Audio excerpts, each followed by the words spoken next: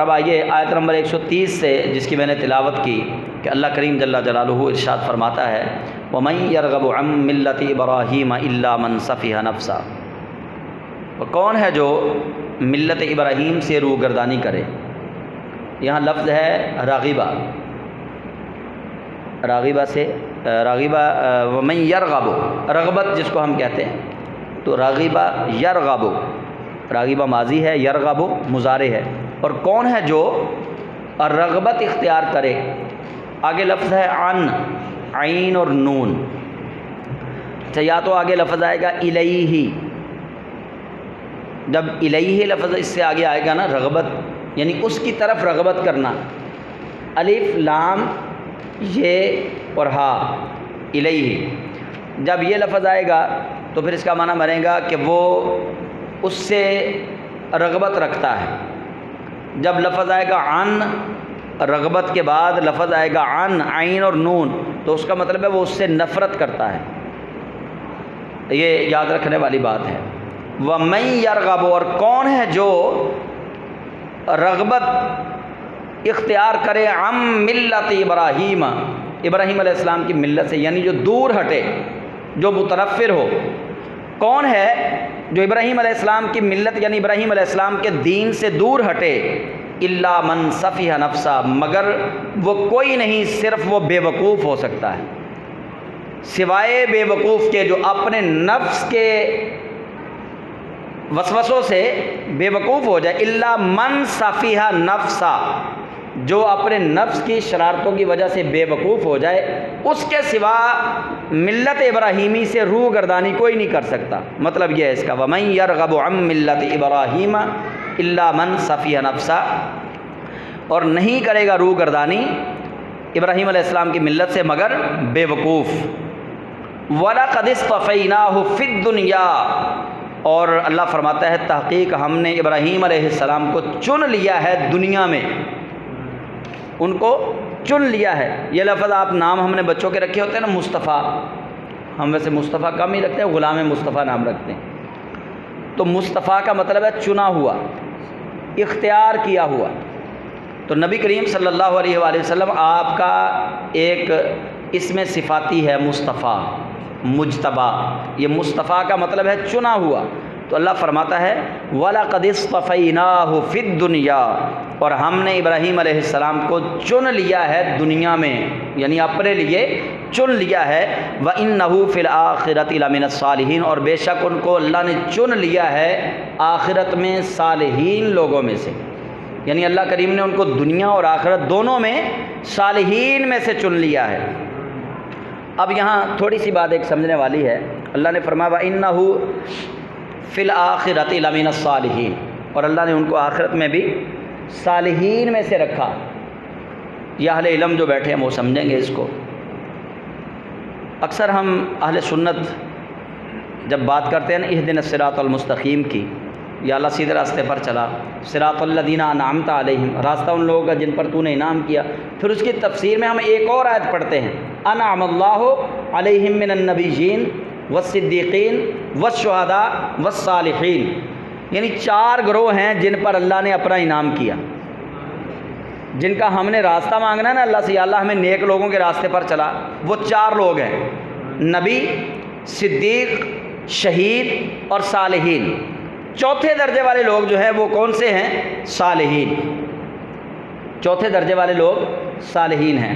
تو اللہ تعالیٰ ابراہیم علیہ السلام کے لیے فرما رہا ہے وَإِنَّهُ فِي الْآخِرَةِ لَمِنَ الصَّالِحِينَ، اور ابراہیم علیہ السلام آپ آخرت میں بھی صالحین میں سے ہوں گے، یعنی اللہ کریم جل جلالہ نے جو چوتھا درجہ، جو چوتھا لوگوں کا گروہ اللہ کریم نے قرآن پاک میں اپنے انعام یافتہ بندوں کا رکھا ہے، اس گروہ کا نام ہے گروہ صالحین۔ صالحین کا لفظ اللہ کریم نے اتنی جامع معنویت والا لفظ ہے کہ صالحین میں نبیین بھی شامل ہیں، صالحین میں شہداء بھی شامل ہیں، اور صالحین میں صدیقین بھی شامل ہیں، اس کے اندر سارے شامل ہو گئے۔ تو اللہ تعالیٰ فرماتا ہے وَإِنَّهُ فِي الْآخِرَةِ لَمِنَ الصَّالِحِينَ، اور ہم نے ابراہیم علیہ السلام کو قیامت آخرت میں صالحین کے گروہ میں سے رکھا ہے۔ اور ابراہیم علیہ السلام کی آگے شان بیان اللہ نے کی کہ ابراہیم علیہ السلام کس شان کے مالک ہیں؟ اللہ فرماتا ہے اذ قال لہ ربہ اسلم، اور جب ابراہیم کے رب نے اس سے کہا کہ اسلم، اسلام لا، گردن جھکا، اپنے رب کے لیے جھک جا، قال، تو ابراہیم نے کہا اسلمت لرب العالمین، میں نے گردن جھکا دی عالمین کے رب کے لیے، میں جھک گیا عالمین کے رب کے لیے۔ ہمیں مسلمان کہتے ہیں نا، ہم اپنے آپ کو مسلمان کہتے ہیں۔ مسلمان کا ایک مفہوم یہ بھی ہے، اس کو سماعت بھی کر لیں، کہ مسلمان کا ایک مفہوم یہ ہے کہ مسلمان سوائے رب کے کسی کے آگے نہ جھکے۔ مسلمان کا ایک واضح مفہوم یہ ہے کہ مسلمان سوائے رب کے اور کسی کے آگے نہ جھکے، بس اللہ کے آگے جھکے۔ تو ابراہیم علیہ السلام کی یہ خوبی رب تعالیٰ جل جلالہ نے بیان فرمائی، اذ قال لہ ربہ اسلم قال اسلمت لرب العالمین، تو وہ اللہ کے حضور جھک گئے۔ وہ جب آپ یہ واقعہ پڑھتے ہیں نا ابراہیم علیہ السلام اور اسماعیل علیہ السلام کا، تو اس کے بابت جو مضمون قرآن پاک میں ہے وہ وہاں بھی یہی لفظ ہے، فلما اسلما وتلہ للجبین، پس جب دونوں نے گردن جھکا لی اللہ کے حضور، یعنی دونوں نے اتباع کی، دونوں ہی گردن جھکا گئے اللہ کے آگے، فلما اسلما وتلہ للجبین، دونوں باپ بیٹوں نے گردن جھکا دی۔ ابراہیم علیہ السلام نے وہاں کیا کہا؟ انہوں نے کہا بیٹے میں نے خواب دیکھا ہے، انی رأیت فی المنام انی اذبحک فانظر ماذا تری، میں نے خواب دیکھا میں تمہیں ذبح کر رہا ہوں۔ قال یا ابت افعل ما تؤمر ستجدنی ان شاء اللہ من الصابرین، انہوں نے کہا بابا جی جو آپ نے خواب دیکھا ہے، جو حکم آپ کو خواب میں دیا گیا ہے آپ ویسے کیجئے، مجھے آپ اس پر صابر و شاکر پائیں گے۔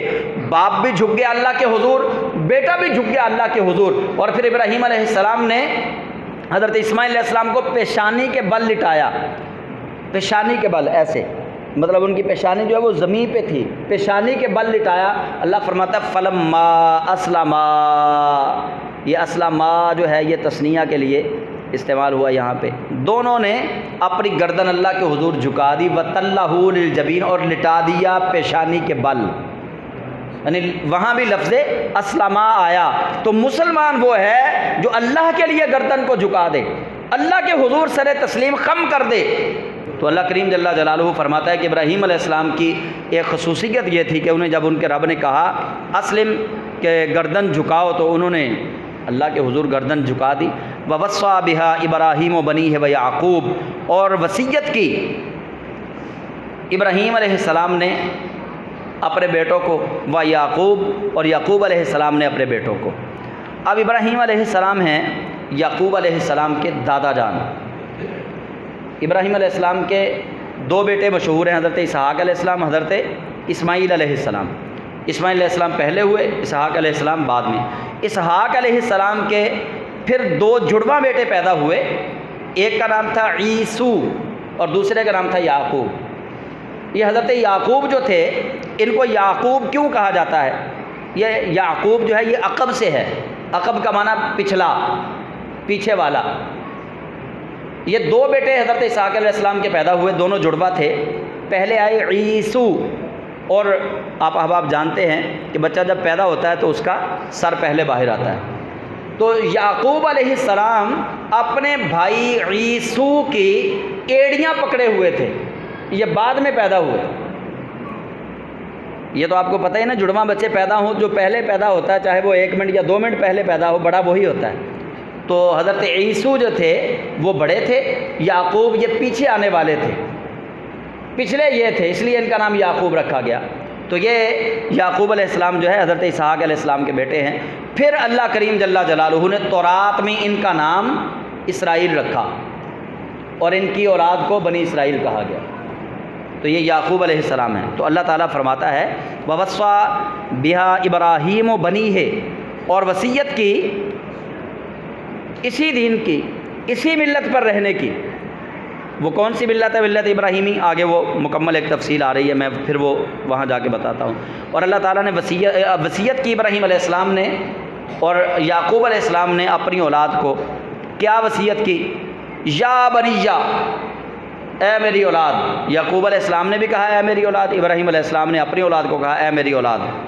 ان اللہ اصطفیٰ لکم الدین، بے شک اللہ تعالیٰ نے تمہارے لیے دین چن لیا ہے، بے شک اللہ نے تمہارے لیے دین ابراہیم کو چن لیا ہے۔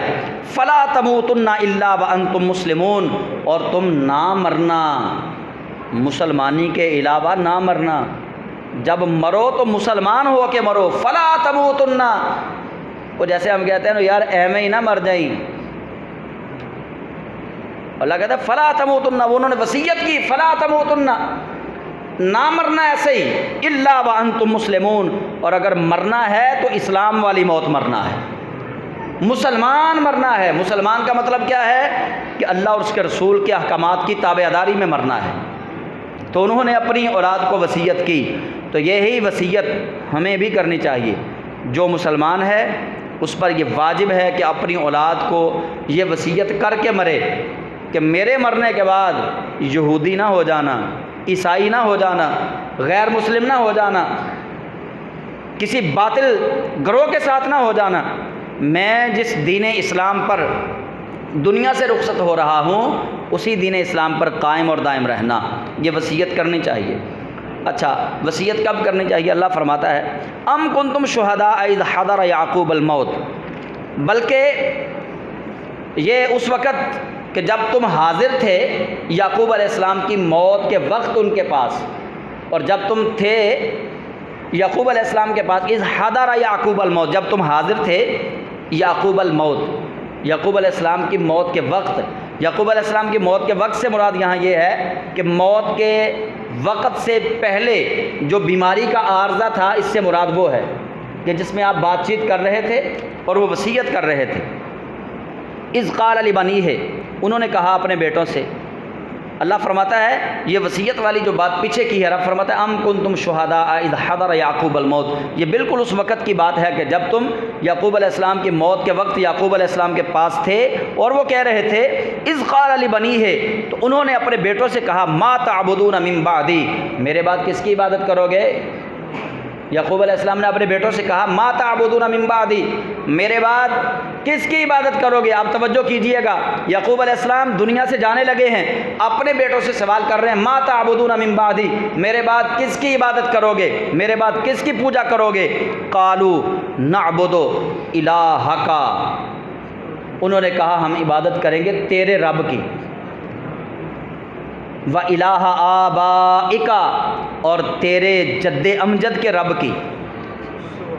آبائکا کون ہے؟ آبائکا کی آگے تفسیر آ گئی قرآن پاک میں، ابراہیم یعنی ابراہیم کے رب کی، و اسماعیل اور اسماعیل کے رب کی، و اسحاق اور اسحاق کے رب کی، یعنی مطلب کیا کہ ہم آپ کے بعد اس رب کی پوجا کریں گے جس رب کی آپ نے پوجا کی ہے، جس رب کی ہمارے دادا اسحاق نے پوجا کی ہے، جس رب کی پوجا ہمارے جد امجد حضرت ابراہیم علیہ السلام نے کی ہے، ہم اس رب کی پوجا کریں گے کہ جس رب کی اسحاق علیہ السلام نے، اسماعیل علیہ السلام نے اور ابراہیم علیہ السلام نے پوجا کی، ہم بھی اسی رب کی پوجا کریں گے۔ الہم واحدن، اور وہ ایک ہی خدا ہے، دو نہیں ہیں، وہ ایک ہی خدا ہے۔ ونحن لہ مسلمون، اور آپ گواہ ہو جائیں، آپ شاد رہیں یعنی خوش رہیں، ونحن لہ مسلمون، ہم مسلمان ہی ہیں اور مسلمان ہی رہیں گے۔ یہ آگے بیٹے جواب دے رہے ہیں ان کے، یعقوب علیہ السلام کے بیٹے۔ اور یہاں ایک بات اور میں عرض کر دوں، یہاں جو ہے نا انہوں نے یعقوب علیہ السلام کے بارے میں اذ قال لبنیہ ما تعبدون من بعدی قالوا نعبد، یعقوب علیہ السلام کی اولاد، انہیں اپنے والد کو جو جواب انہوں نے دیا اس جواب کے اندر ترتیب دیکھ لیں، ایک مسئلہ حل ہو جائے گا۔ وہ مسئلہ یہ ہے کہ یہودی جو ہیں وہ حضرت اسماعیل علیہ السلام کے منکر ہیں، وہ اسماعیل علیہ السلام کو نہیں مانتے، وہ کہتے ہیں یہ کنیز کا بیٹا ہے، یہ کنیز دادا ہے، وہ اسماعیل علیہ السلام کی توہین کرتے ہیں یہودی، وہ کہتے ہیں یہ کنیز کا بیٹا ہے، حالانکہ آپ کنیز کے بیٹے نہیں تھے، آپ مصر کے بادشاہ کی شہزادی کے بیٹے تھے۔ حضرت ہاجرہ مصر کے بادشاہ کی بیٹی تھی، جو اس نے سیدنا ابراہیم خلیل اللہ علیہ السلام کے ساتھ سیدہ سارہ تھی، حضرت سارہ کی طرف اس نے بری نیت سے ہاتھ ڈالا تو ہاتھ شل ہو گیا، 3 مرتبہ یہ واقعہ آپ نے سنا ہوا ہے۔ تو جب وہ حضرت سارہ کی پاک دامنی سے متاثر ہوا تب اس نے اپنی بیٹی حضرت ابراہیم علیہ السلام کے حضور پیش کی نکاح کے لیے۔ یہ حضرت سارہ کی نکاح اجازت سے نکاح ہوا تھا، تو یہ آپ کنیز زادے نہیں ہیں، آپ شہزادی کے شہزادے ہیں۔ اور وہ فرعون کے بادشاہ کی بیٹی تھی حضرت ہاجرہ جن کو کہا جاتا ہے، وہ تو اس وقت اس کے منہ سے لفظ تھے کہ ہا اجرہ، اے سارا یہ تیری پاک دامنی کا اجر تمہیں دے رہا ہوں، اس لیے ان کا نام ہاجرہ ہے، وہ کنیز نہیں تھی، وہ حضرت ابراہیم علیہ السلام کی زوجہ تھی۔ تو پھر وہ کہتے ہیں جی اسحاق علیہ السلام بڑے تھے۔ اب یہاں جو ترتیب قرآن پاک کے اندر یعقوب علیہ السلام کی اولاد نے بتائی، جس ترتیب کو اللہ نے قرآن میں ذکر کیا، اس ترتیب سے یہ واضح ہو رہا ہے کہ اسماعیل علیہ السلام بڑے تھے، اسحاق علیہ السلام چھوٹے تھے۔ وہ ترتیب کے ساتھ کہہ رہے ہیں کہ قالوا نعبد الہک و الہ آبائک ابراہیم و اسماعیل و اسحاق، کہ ابراہیم کے بعد وہ اسماعیل کا نام لے رہے ہیں، اسماعیل علیہ السلام کے بعد وہ اسحاق علیہ السلام کا نام لے رہے ہیں۔ اور یہ آیت نمبر 144 سن لیں بس، پھر ختم کرتے ہیں درس۔ اللہ فرماتا ہے تلک امۃ قد خلت، یہ ایک امت ہے جو گزر گئی، یعنی ابراہیم علیہ السلام کے جو تابع دار بیٹے تھے، یہ گروہ جو تھا، یہ ایک امت ہے جو گزر گئی، لہا ما کسبت ولکم ما کسبتم، اللہ فرماتا ہے اس امت نے جو کمایا اللہ کے حضور اس کا اجر پائیں گے، ولکم ما کسبتم، اور جو تم کسب کرو گے اللہ کے حضور تمہیں اس کے مطابق ملے گا، یعنی انہوں نے جو کمایا وہ ان کا اجر ان کے ساتھ، تم جو کرو گے تمہارا اجر تمہارے ساتھ۔ اب یہ نہیں ہو سکتا کہ ہم یہ کہیں کہ ہم اہل بیت کے ماننے والے ہیں تو زنا بھی کریں، شراب بھی پئیں، بے نمازی بھی رہیں، سود خوری بھی کریں اور رشوت بھی لیں، ہر برا عمل ہمارے اندر ہو، ہم کہیں جی ہم اہل بیت کے ماننے والے بس بخشش پکی۔ وہ بھائی بخشش جو ہے اس کا دار و مدار اہل بیت کے کیے ہوئے اعمال کے ساتھ ہے۔ اہل بیت نے جیسے اعمال کر کے اللہ کے حضور رتبہ پایا، کیا تم اہل بیت کے ان اعمال کو جھٹلا رہے ہو اور اپنی اس نسبت کی بات صرف کرتے ہو؟ ایسا کبھی نہیں ہوگا، اللہ تعالیٰ کبھی ناانصافی نہیں کرتا۔